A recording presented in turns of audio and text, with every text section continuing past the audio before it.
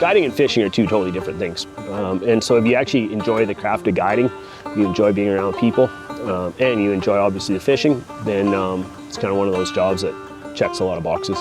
My name is Yos Gladstone. We're at shallow water Chinook capital of the world right here, Langara Island, on the north coast of British Columbia. Most of us that are here, we actually spend more time on the water than we probably spend on land. Been fortunate enough to be up at Island Lodge for almost 20 years now. I think one of the biggest things with recreational fishing is being mindful of our impact and what we're doing out here. You want to be mindful of how you're treating a resource. That really is the most important thing. From the beginning of time, there's been inhabitants of Haida Gwaii who've been here. As Canadians, we should all be thankful that we have the opportunity to be within this community. As they say, the rest is history. I haven't left yet.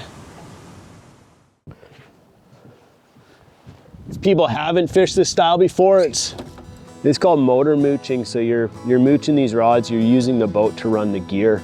Style, it's old school. Everything that we do here at Island Lodge is all cut plug. It's all weight and bait. It's about as simple as you can get. There's nothing complicated to what we do. So we're fishing shallow water, Chinook fishing, 8 ounces of lead, little piece of cut plug herring. If you've done enough of these, you can do them behind your back. And all this prep and all this work was just to come out here and have the chance at a bite or two. I don't want to show too much because that's a secret cut plug right there. That's patented. That's my party trick. Born in Winnipeg, Manitoba, and I grew up in Goldbridge, BC. Now I live in North Van.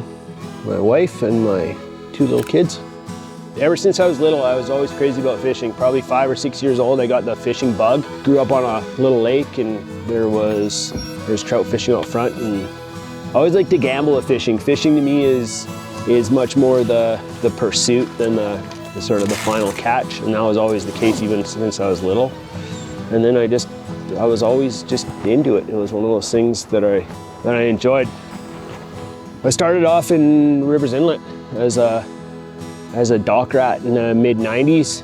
Got a job at a lodge there, worked on the dock. Almost 30 years later, here I am, still doing the same thing.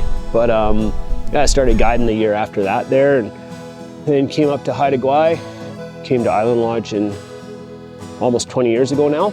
It's a pretty neat opportunity. I'd always heard about being up here and being, the northern tip, and this is sort of the spot that everybody wanted to go and guide. So, as they say, the rest is history.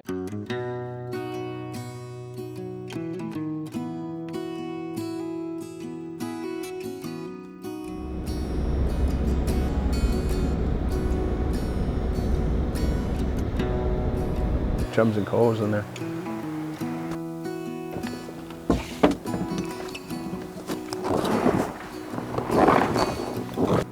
Part of the nice thing is, I love to fish, but I also love to guide, and I love the craft of guiding. And there's a lot of things that go into it to make a day happen for people, and the cool thing about fishing is there's really no social barrier on who likes to come out here.